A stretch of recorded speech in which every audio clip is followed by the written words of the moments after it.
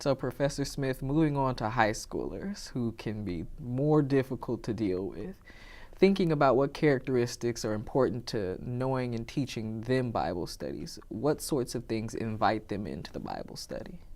One of the things that that is important for us to remember when we're talking about older high school students is the fact that they are beginning to establish their own sense of independence, their own sense of who they are as persons. They're creating their own ideas about what they believe, and they want to have a voice. They want to be involved, and so it's important to tap into that by inviting them into the process of helping to create what it is that we're going to be studying in the Bible.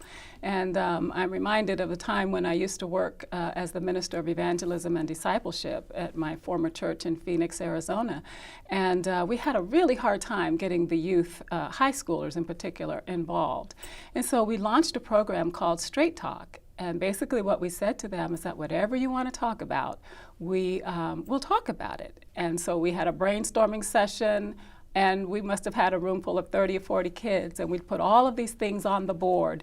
And one of the things that we noticed was that there were some who were interested in the boys and the girls and dating and things of that nature, and how does that jive with their spirituality and things of that nature. But surprisingly, a good number of them were interested in spirituality, interested in how do I understand the Bible? Who is this Jesus? How do I pray? And so they were interested in their sense of spirituality, but we also opened the door for them to talk about those taboo subjects, those taboo topics. And by doing that, they had a sense of ownership, and they came every week. We brought in experts who were experts on sexuality and experts on diseases and various different types of things that they were interested in, because some of that information was way beyond our heads.